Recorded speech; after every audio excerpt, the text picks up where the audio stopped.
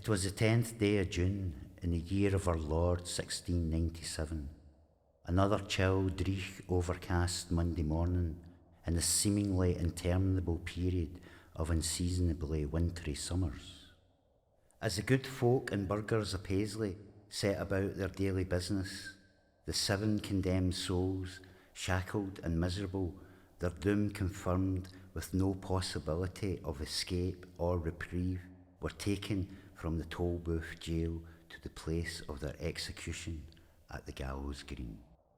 An honour guard of redcoats, crown commissioners, the dour black-clad ministers of the kirk, and other pious local worthies gathered to witness the gruesome spectacle. Along with the relations and the acquaintances of the condemned among the solemn onlookers from the town, part fearful and part relieved that there but by the grace of God go I, the 7 are arraigned on the gallows to be publicly confirmed as guilty under the law of the charge of witchcraft, sorcery, necromancy and charming, punishable with death by strangulation and burning of the mortal remains.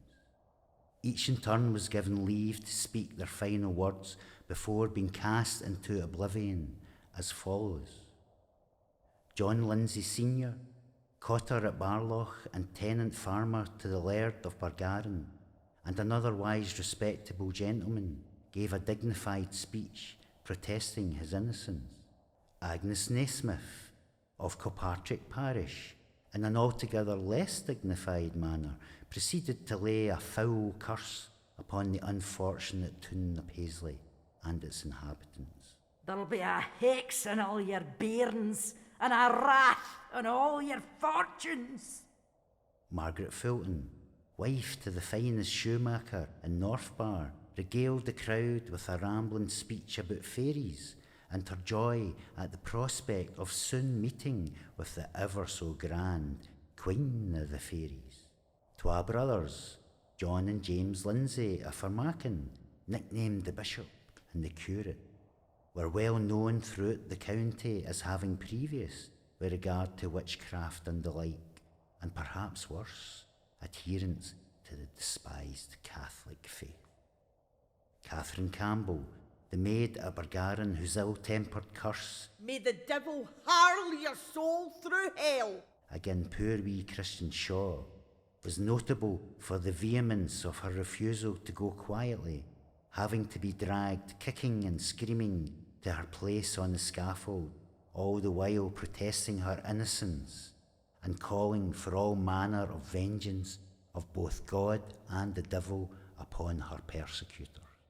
Margaret Lang, a renowned midwife, mother and spouse to a humble cotter, admitted to the sin of fornication in her youth, but claimed no part in any of the charges heretofore laid against her.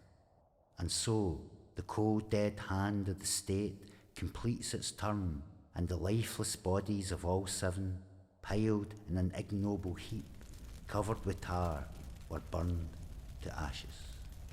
These ashes were buried, and on top an iron horseshoe placed there to ward off evil and contain the restless spirits of the witches of Bargarin.